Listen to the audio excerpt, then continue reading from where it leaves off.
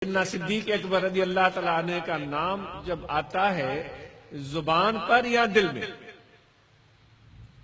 जो एक खाका उभरता है, जो एक शख्सियत सामने आती है, जो एक सूरत सामने आती है, जो एक रवैया सामने आता है, जो एक पेकर सामने आता है, वो सरापा मोहब्बत है। क्योंकि उनके नाम लेने से कोई इबादत याद नहीं आती, कोई मुजाहिदा याद नहीं आता, कोई मेहनत याद नहीं आती, कोई मुशक्कत याद नहीं आती। याद आती है तो मोहब्बत रसूल याद आती।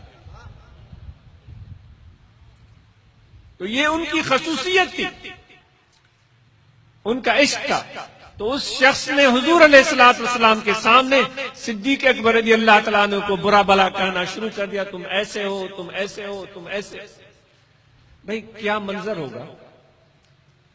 मैं सोचता हूं कितनी अजमत वाले थे मेरे नबी, और कितना सब्र था, और कितनी बड़ी महफिल होती थी कि हर तरह के लोग आकर बैठ जाते थे।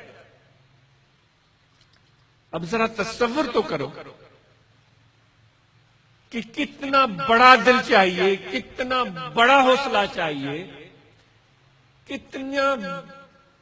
कितनी बड़ी बर्दाश्त चाहिए कि मेरे सामने मेरे दोस्त को कोई बुरा भला कर रहा है,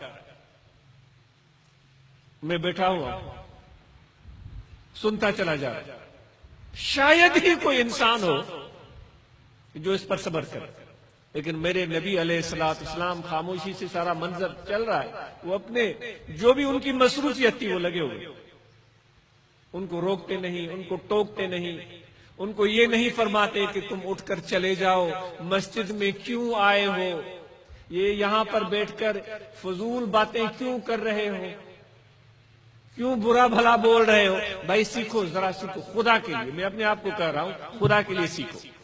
हम तो मस्जिद में जरा सी भी ना कोई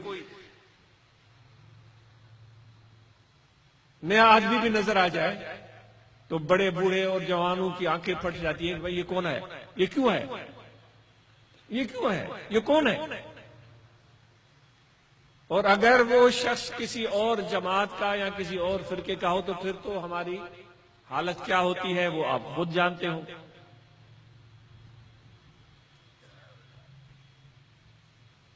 आज हमारा हाल वो हो चुका है, माजरत से 10 बार माजरत से।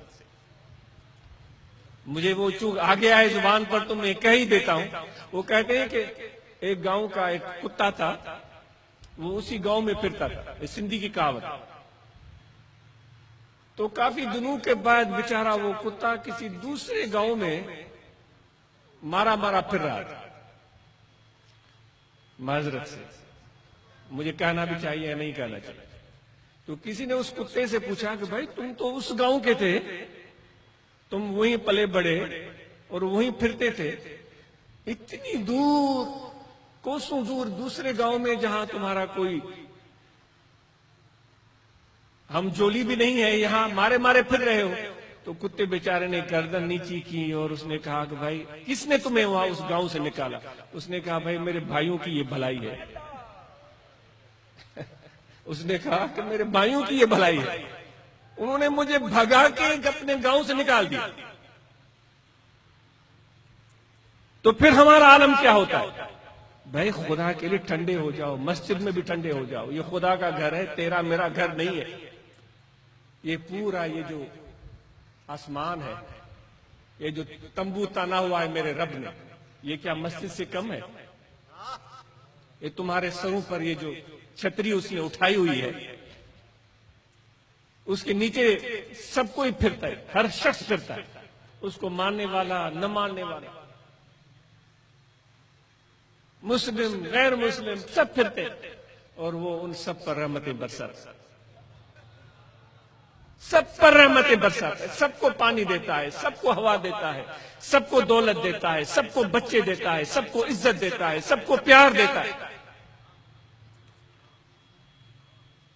तो इसलिए मस्जिद का माहौल जरा नरम रखें, काबिल बर्दाश्त रखें, माफ करें खुदा के लिए। और खुसूसन जो हमारे बड़े बूढ़े होते हैं वो तो ज्यादा ही सरगर्म हो जाते हैं। फिर और तो कोई मसरूफियत नहीं होती, मस्जिद में सरगर्मी शुरू कर।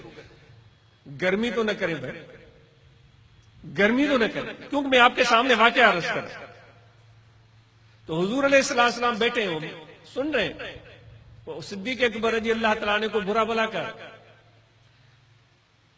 यहां तक कि सुनते सुनते सिद्दीक अकबर रज़ी अल्लाह तआला ने एक मौके पर उसने कहा कि भाई इतने टाइम से कहे जा रहे हो, जो तुम मुझे कह रहे हो, मैं तो ऐसा नहीं हूं, मैं तो ऐसा नहीं हूं, शायद तुम खुद ऐसे हो सकते हो, या कुछ इसके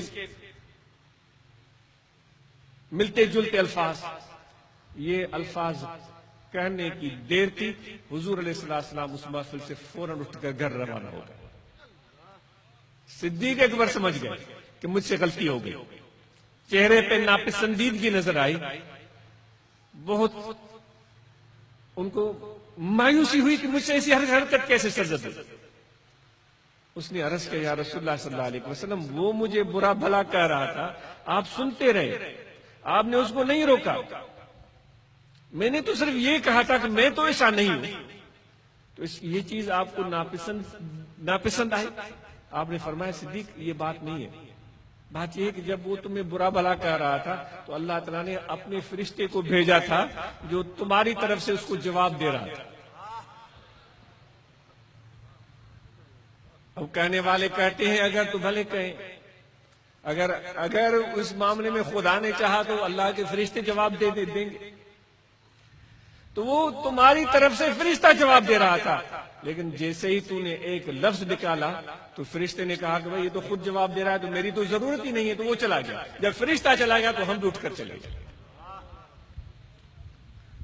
तो ये है वो बर्दाश्त जो मेरे नबी हमें सिखाते हैं। ये बर्दाश्त हमें सीखनी है, ये बर्दाश्त, ये महीना हमें सिखाता है, ये अपने अंदर पैदा करनी है। अपने हो या पराए हो, लाख जुल्म ढाए, अगर तुम कमजोर हो, दुबले पतले हो, तुम्हारी रंगत का मजाक उड़ाते हैं, तुम्हारे शक्ल का मजाक उड़ाते हैं, तुम्हारे कम इल्मी का मजाक उड़ाते हैं, तुम्हारी मिस्कीनी का मजाक उड़ाते हैं, कभी भी सब्र का दामन हाथ से जाने न दो, सच्चाई के रास्ते पर डटे रहो मेरे नबी अलैहिस्सलाम की तरफ। बुरा दिल में न सोचो, बुग़्ज़ और कीना न रखो, दिल खुला रखो प्यार के लिए, खुदा की रहमत के लिए दरवाजे खुले रखो। वो तुम्हारे जो बड़े मुखालिफ और मजाक उड़ाने वाले हैं वो तुम्हारे दोस्त बन जाएंगे, हो सकता है तुम्हारी मदद के तालिब बन जाए।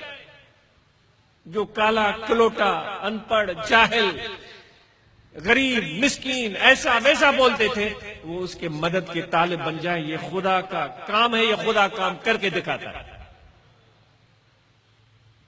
तकब्बुर अज़ाज़ील रा ख्वार कर, बजिंदान लानत गिरफ्तार कर। जो औरों का मजाक उड़ाते हैं, जो औरों को ताकत दिखाते हैं, जो औरों के सामने सीना तान के चलते हैं, खुदा कहता है उनका सर एक दिन नीचे होता है। तो कभी भी न घबराओ। कोई गालियां दे, ए फकीरों, ये इस महीने का सबक है, सीखना है ये सबक, ये सबक इस महीने का सीखना है, इस सबक को याद करना है, इसको अपनी जिंदगी का हिस्सा बनाना है। तो फिर तैयार हो जाओ। कोई लाख बुरा कहे, कोई लाख हमें तंज करे, मजाक उड़ाए, कुछ भी कहे, लेकिन मेरे नबी की पैरवी में कभी भी दिल में बुराई को आने देना ही नहीं है।